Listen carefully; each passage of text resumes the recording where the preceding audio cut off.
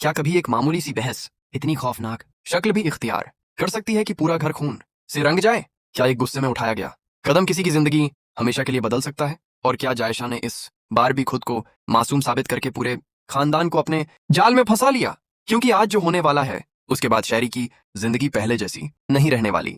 एक तरफ खून से लथपथ जायशा होगी, दूसरी तरफ गुस्से से बेकाबू शहरी, और आखिर में हामिद ऐसा फैसला सुनाएगा जो पूरे घर की बुनियाद हिलाकर रख देगा।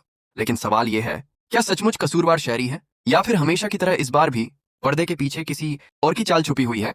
पूरी कहानी जानने के लिए वीडियो को आखिर तक जरूर देखिए। और अगर आप हमारे चैनल पर नए हैं तो चैनल को सब्सक्राइब करें और नई वीडियो का नोटिफिकेशन पाने के लिए बेल आइकन को जरूर दबा दें। अगर आप हमारे चैनल पर नए हैं तो काइंडली हमारे चैनल को सब्सक्राइब करें और आने वाली हर नई वीडियो सबसे पहले देखने के लिए बेल आइकन पर जरूर क्लिक करें ताकि कोई भी अपडेट आपसे मिस ना हो। अब चलते हैं आज की दिलचस्प कहानी की तरफ। घर का माहौल पहले ही बेहद तनावपूर्ण था। शहरी और जायशा एक दूसरे के सामने खड़ी थीं। दोनों के बीच तीखी बहस शुरू हो चुकी थी। बातों बातों में इल्जामों का सिलसिला इतना बढ़ गया कि दोनों अपना आपा खो बैठी। जायशा बार बार शहरी को उकसा रही थी। वह ऐसी बातें कर रही थी जिनसे शहरी का गुस्सा लगातार बढ़ता जा रहा था। शहरी ने उसे कई बार चुप रहने की चेतावनी दी, लेकिन जायशा रुकने के बजाय और ज्यादा भड़काने लगी। ऐसा लग रहा था जैसे वह जानबूझकर शहरी को किसी बड़ी गलती पर मजबूर करना चाहती हो। आखिरकार गुस्से में शहरी का सब्र जवाब दे गया। उसने पास पड़ी कांच की बोतल उठाई और गुस्से में जायशा की तरफ फेंक दी। बोतल सीधे जाकर जायशा के सिर से टकराई। अगले ही पल कांच टूट गया और जायशा के सिर से खून बहना शुरू हो गया। पूरे घर में चीख पुकार मच गई। ये मंजर देखकर हर कोई घबरा गया। कुछ ही लम्हों बाद जायशा लड़खड़ाकर जमीन पर गिर पड़ी। शहरी भी सदमे और घबराहट की वजह से अपना संतुलन खो बैठी और वहीं गिर गई। घर के सभी लोग दोनों की तरफ दौड़ पड़े। किसी को समझ नहीं आ रहा था कि आखिर कुछ ही मिनटों में इतना बड़ा हादसा कैसे हो गया। इतने में सुफियान वहां पहुंचा। जैसे ही उसने जायशा को खून से लथपथ देखा, उसका गुस्सा 7वें आसमान पर पहुंच गया। उसने बिना कुछ सुने शहरी पर इल्जाम लगाना शुरू कर दिया। उसका कहना था कि शहरी ने सारी हदें पार कर दी हैं और अब उसे इस घर में रहने का कोई हक नहीं। मगर तभी उसकी मां ने उसे रोक लिया। उन्होंने कहा, बेटा सुफियान, हर बात वैसी नहीं होती जैसी दिखाई देती है।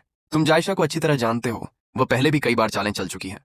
हो सकता है इस पूरे मामले के पीछे भी उसी की कोई नई साजिश हो। इसलिए किसी नतीजे पर पहुंचने से पहले सच्चाई जानना बहुत जरूरी है। सुफियान अपनी मां की बातें सुन तो रहा था, लेकिन उसकी नजर बार बार खून से लथपथ जायशा पर जा रही थी। उसका गुस्सा कम होने का नाम नहीं ले रहा था। इसी दौरान अरसलान भी घर पहुंच गया। जैसे ही उसने यह मंजर देखा, वह हैरान रह गया। उसने अपनी मां से कहा, अम्मी, चाहे जितना भी गुस्सा हो, किसी पर हाथ उठाना या इस तरह हमला करना बिल्कुल ठीक नहीं था। अगर आज कोई बड़ा नुकसान हो जाता तो हम क्या जवाब देते? लेकिन उसकी मां ने भी अपनी सफाई देते हुए कहा, अरसलान, तुम भी जानते हो कि जायशा कैसी लड़की है। वह हर बार खुद को मासूम और दूसरों को गुनहगार साबित कर देती है। मुझे पूरा यकीन है कि इस बार भी उसने ऐसा माहौल जानबूझकर बनाया ताकि शहरी किसी बड़ी गलती पर मजबूर हो जाए। इसी बीच जायशा को होश आ गया। उसने जैसे ही अपनी आंखें खोलीं, उसने रोना शुरू कर दिया। वह दर्द से कराहते हुए बोली, अब मैं शहरी को नहीं छोड़ूंगी। उसने मुझे मारने की कोशिश की है। मैं इसके खिलाफ पुलिस में केस करूंगी। इसे इसकी हरकत की सजा जरूर मिलेगी। उसकी ये बात सुनकर घर का माहौल और भी ज्यादा खराब हो गया।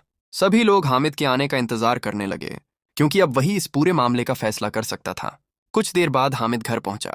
उसने जैसे ही घर का हाल देखा, उसके चेहरे का रंग बदल गया।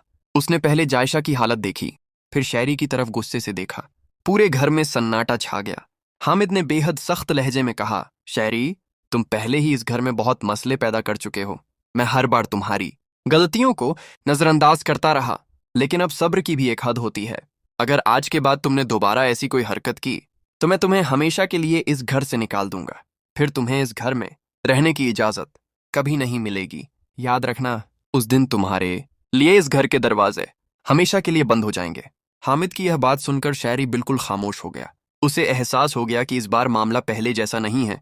अब उसकी एक और गलती उसकी पूरी जिंदगी बदल सकती है। वहीं दूसरी तरफ जायशा अंदर ही अंदर मुस्कुरा रही थी। उसके चेहरे पर दर्द था, लेकिन दिल में एक अलग ही खुशी थी। वह मन ही मन सोच रही थी, मेरी सबसे बड़ी रुकावट अब इस घर से निकलने वाली है। जब शहरी रास्ते से हट जाएगा, तब अरसलान को अपने हिसाब से संभालना मेरे लिए बहुत आसान हो जाएगा।